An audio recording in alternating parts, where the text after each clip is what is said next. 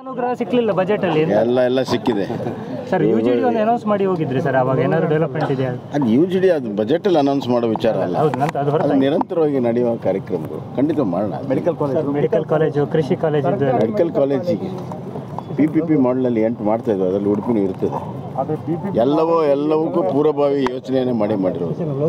ತಾವು ಹೇಳಿ ಸರ್, ರಾಜ್ಯದ ಪ್ರಸಕ್ತ ವಿದ್ಯಮಾನಗಳ ಬಗ್ಗೆ ತಾವು ಮೌನವಾಗಿದ್ದೀರಿ ಅಂತ ವಿಪಕ್ಷಗಳು ಹೇಳ್ತಾ ಇದ್ದಾರೆ. ನನ್ನ ಆ್ಯಕ್ಷನ್ನೇ ಮಾತಾಡ್ತಿದ್ದೆ, ನಮ್ಮ ಆ್ಯಕ್ಷನ್ಗಳು ಮಾತಾಡ್ತಾ ಇದ್ದೇವೆ. ನಾವು ಮಾತಾಡಬಾರ್ದು, ನಮ್ಮ ಕೆಲಸಗಳು ಮಾತಾಡಬೇಕು.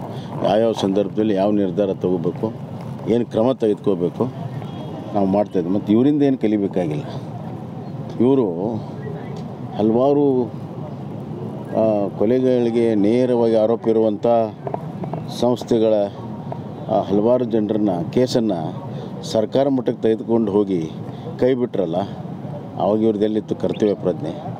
ಅದರಿಂದ ಇವರಿಂದ ಏನು ಪಾಠ ಕಲಿಯೋ ಅವಶ್ಯಕತೆ ಇಲ್ಲ. ನಮ್ಗೆ ಗೊತ್ತಿದೆ ನಮ್ಮ ರಾಜ್ಯ ಶಾಂತಿ ಸುವ್ಯವಸ್ಥೆ, ನಮ್ಮದು ರಾಜ್ಯ ಅತ್ಯಂತ ಪ್ರಗತಿಪರವಂಥ ರಾಜ್ಯ. ಇದನ್ನು ಯಾವ ರೀತಿ ನಾವು ಕಾಪಾಡ್ಕೋಬೇಕು ಅನ್ನುವಂಥದ್ದು ನಮ್ಗೆ ಗೊತ್ತಿದೆ. ನಾವು ಮಾಡ್ತಾಯಿದ್ದೇವೆ, ಮಾಡಿ ತೋರಿಸ್ತಾ ಇದ್ದೀವಿ.